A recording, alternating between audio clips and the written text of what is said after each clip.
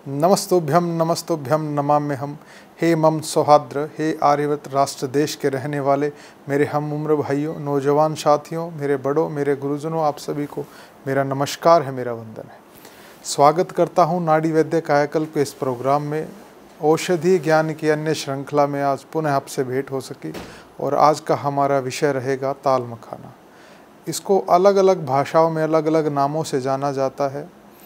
हिंदी में इसको ताल मखाना के नाम से जाना जाता है और संस्कृत में इसको कोकिलाक्ष के नाम से जाना जाता है। बंगाली में इसको कुलिया खारा के नाम से जाना जाता है। मराठी में इसको ताली खाना के नाम से जाना जाता है। इस प्रकार से आप इस औषध को यदि नहीं जानते हैं, इस वनस्पति को नहीं जानते हैं, तो आप इसका पता लगा सकते हैं। कोकिलस्य अक्षिणी एव बीजानी अस्य इति, इसीलिए इसको कोकिलाक्ष बोला जाता है, क्योंकि इसके जो बीज होता है वह कोयल की जैसे आँखें होती है उस प्रकार का होता है। अगर इसके गुण और उपयोगों की आप बात करते हैं तो छोटे बच्चों को होने वाले उदर रोगों में या कोई बाल रोगों में जब उसको खाने का उसका कुछ दिल ना करे, तब आप इसको रोज़ाना उसको थोड़ा सा घी में और थोड़ा सा सेंधा नमक डाल के यदि भून करके दे देते हैं तो वह उसको बहुत ही स्वादिष्ट लगता है और उसको बहुत अच्छे से खुश होकर वह खाता है। बाहर की कोई भी चीज़ यदि आप बच्चे को देते हैं तो वह उसको और उसके शरीर पर विपरीत प्रभाव डालकर उसको नुकसान देता है और उसको बाहर के खाने की आदत पड़ जाती है। यदि उस समय पर आपका बच्चा 1 से 1.5 साल तक का है, क्योंकि उसकी जो अवस्था है वह उस टाइम पर विकासशील अवस्था में होता है, विकास कर रहा होता है, उस समय पर सब रस रक्त मांस मेद अस्थि मज्जा सभी धातुओं का विकास हो रहा होता है। सबसे ज़्यादा ज़रूरी अस्थि धातु विकास की अवस्था में होती है, उस विकास करने लग रही होती है और धीरे धीरे उसके साथ अन्य धातुओं का भी विकास चल रहा होता है। उस समय पर दिया गया, ऐसी अवस्था में दिया गया ताल मखाना यदि आप घी में और थोड़ा सा नमक डाल के अगर आप उसको भून के देते हैं तो उसको बहुत स्वादिष्ट लगता है और उसकी अस्थि धातु की पूर्ति करता है, जिसके कारण शुक्र धातु प्रबल हो जाती है और उसके सारे शरीर में ताकत आती है और बच्चा बहुत ही खुश रहता है, उसको कोई भी मलावरोध नहीं होता। और जो लीवर है, जो यकृत है, वह विकासशील अवस्था में होता है, विकास की तरफ बढ़ रहा होता है, सभी अंग प्रत्यंग अपने विकास की तरफ बढ़ रहे होते हैं, तो वह उसको भी ताकत देता है।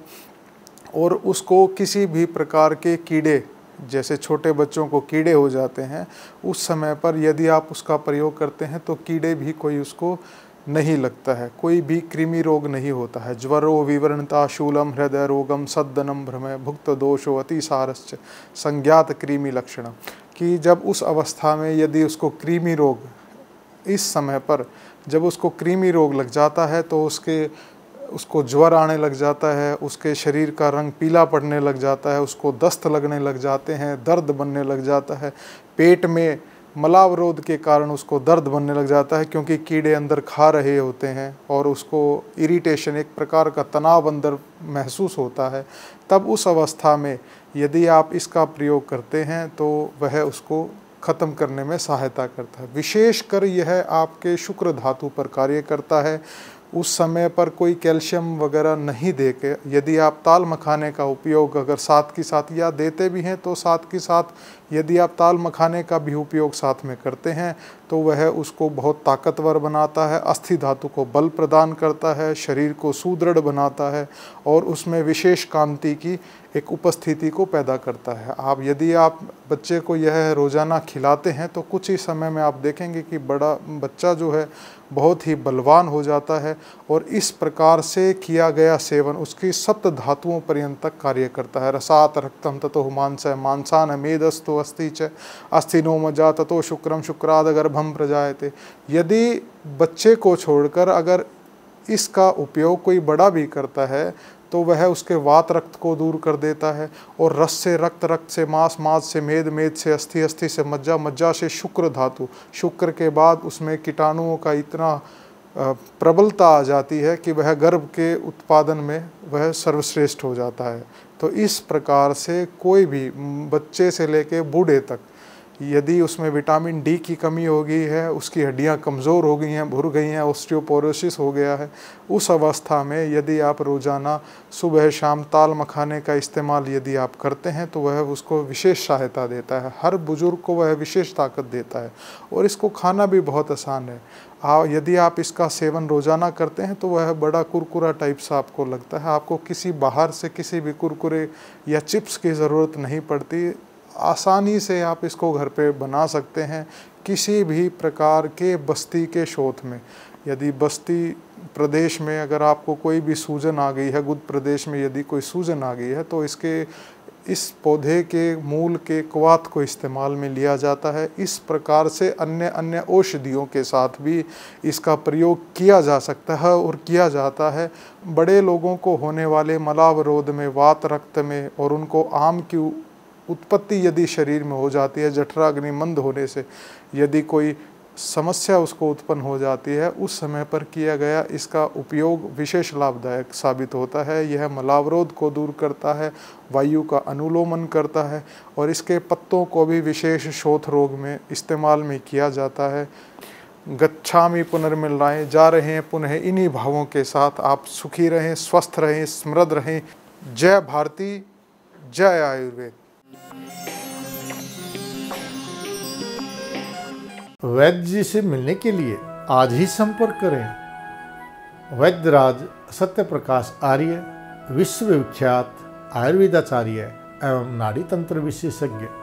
मिलिए रविवार, सोमवार, मंगलवार सुबह 7 बजे से शाम 5 बजे तक हुड्डा सेक्टर 1 की दूसरी पुलिया के सामने, नज़दीक दिल्ली बाईपास, रोहतक, हरियाणा। मिलिए बृहस्पतिवार, शुक्रवार, शनिवार को सुबह 9 बजे से शाम 5 बजे तक किम्बरली प्लाजा, सेक्टर 112, नज़दीक Gurugram gateway, Bajghera, Gurugram. Call now 7428299299 या 8595299299। Website www.nvkbharat.com।